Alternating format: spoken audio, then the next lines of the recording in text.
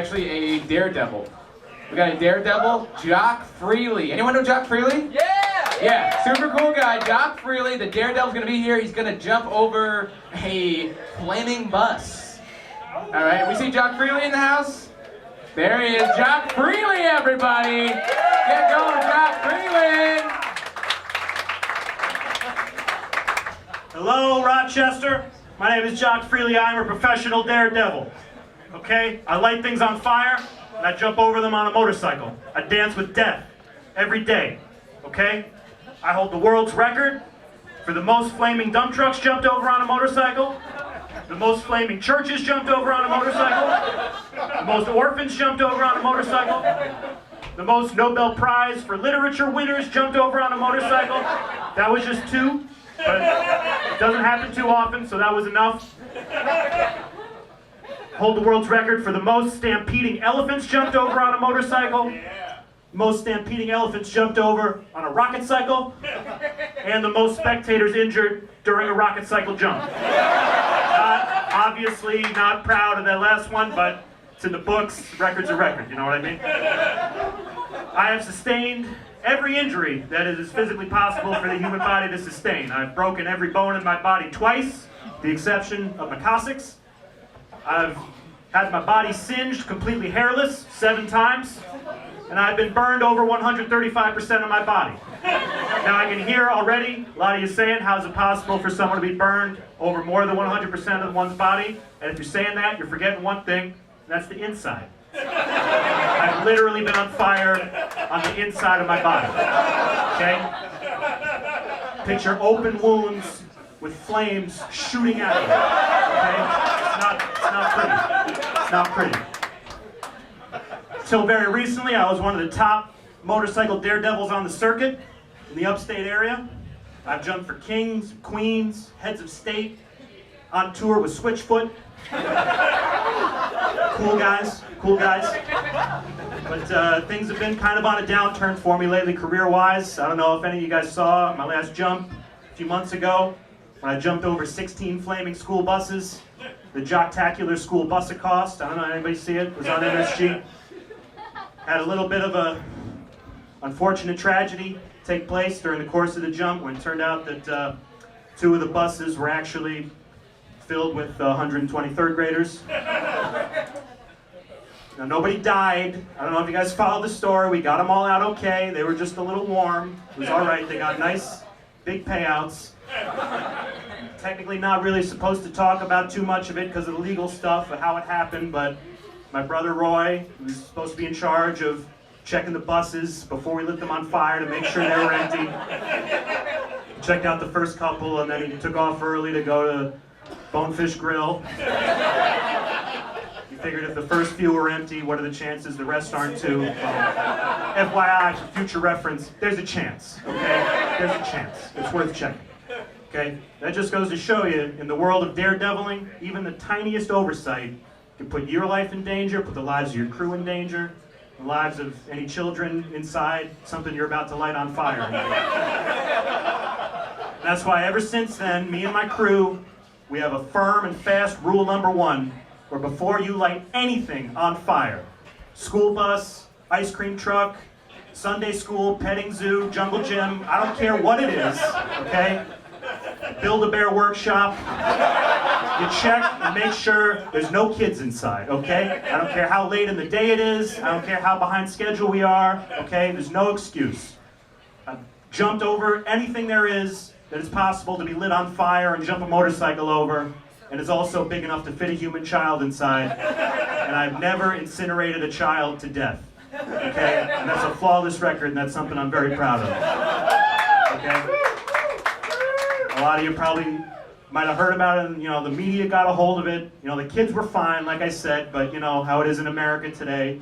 The media gets a hold of a hot story, and they start calling me all kinds of things in the paper: the baby burner, the child cooker, the infant incinerator. Again, they were fine, again, okay?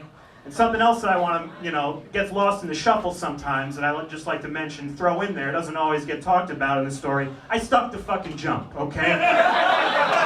No big deal, but yeah, I made the jump. It was fun. People forget about that part. Some kids get mixed up on their field trip to the dinosaur museum, get on the wrong bus because they're talking about Larry Potter or whatever, get distracted, and all of a sudden jumping over 16 flaming fucking school buses is like no big deal. It's not even worth mentioning. Well, FYI, greatest jump of all time. Thank you very much. Okay. A lot of those kids thanked me. They had the time of their life, okay? I'm jealous of them. I don't feel bad for them. I'm jealous. They had a front row seat to history. I wish I could have switched places with them and been inside the burning bus instead of jumping over it. But, you know, that's just me. People don't report that kind of stuff. But it didn't go well. You know, kids have parents. And the whole turned into a whole court thing, you know, in the legal system, you know, because this is America. Obama's America, whatever. You know, I got stuck with, you know, a 7-8 figure judgment for damages, which at first I was like, you know, no big deal. I'm a world-class daredevil at the top of my game. I'll jump over a few herds of elephants and cut a check in prime time, no big deal. Then the judge goes on, he starts talking all this legalese, saying, talking about an unconscionable ignorance of this and a stomach-churning disregard for that and that kind of stuff. You know, and the state legislature even passed a new law specifically to prosecute me, which I don't even think they're allowed to do. That doesn't smell right to me. I'm no Clarence Barrow lawyer, but that doesn't sound like something that you're allowed to do. But they did. They created a new legal classification for me, so I'm officially, in the eyes of New York State, designated a menace to humanity now, which means they're allowed to do all kinds of stuff, including not only they take away my license to ride a motorcycle or a rocket cycle or a jet cycle. For the next 8 years, I'm legally not allowed to be within 40 yards of any motor vehicles of any kind. Kind of fascist, if you ask me, but you know, whatever. So that's where I'm at. So yeah, the fact of me not being able to be within one city block of a fucking engine, it's hampered the motorcycle daredevil career a little bit, I'll say that, okay? It's a hurdle I gotta get over. But there's one thing I've learned in my career, it's persistence. All the times I got crushed and pulverized and immolated, I learned to get back up and keep going. So yeah, you know, I can't get on a motorcycle anymore, but I just gotta get creative with it. Jumping is what I do. I jump over things. Now when I agreed to be on this show, the Goo House guys, you know, they told me they were going to give me 10 grand if I came out, jumped over a flaming school bus on a rocket cycle. Obviously now that's not going to be possible due to, you know, the legal situation that I'm in. I was like, guys, can we talk about this? And they were like, yeah, if you jump over something, you know, we can pay you, you know, what we can pay you, depending on how it works. I was like, guys, I need this gig. I'm really broke. I owe $15 million to 120 kids' parents. I'm desperate.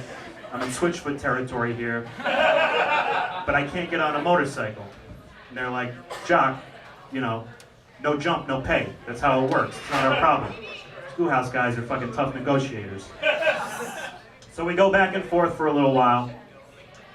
And finally I'm like, listen up guys. How about this? I can't get on a motorcycle. Can't even get on a jet cycle. How about I run and jump with my feet over a tissue box painted like a school bus? And you guys give me $35. And one of you gets to sleep with my wife.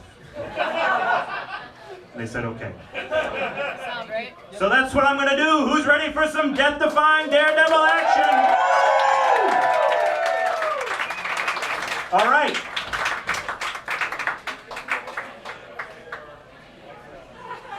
So you guys are just going to have to imagine that this is a full-size school bus engulfed in flames and also entirely empty of children. I want to be very clear about that.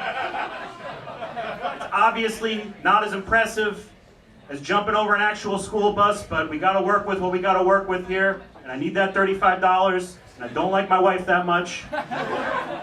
Okay? You know, it might not seem as dangerous as jumping over 16 flaming school buses or whatever, but that's where you're wrong, because with daredeviling, anytime you do a jump, you're playing with danger. Your feet leave the ground, doesn't matter if you're on a rocket cycle or if you're just in your sneakers, you know, you leave the ground, it's up to the man upstairs to determine if you're coming back down safe, you know what I mean? So that's what's about to happen right now. Let's get this set up.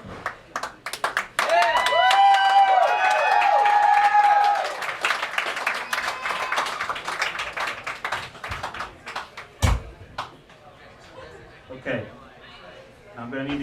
focus up and get in my zone here to do this. Just treat it like any other jump. Maybe you guys can cue me with like a 1, 2, 3 jump. You guys could all say that and then I'll jump, all right? So just give me a second and then we'll do this. 1, 2, 3.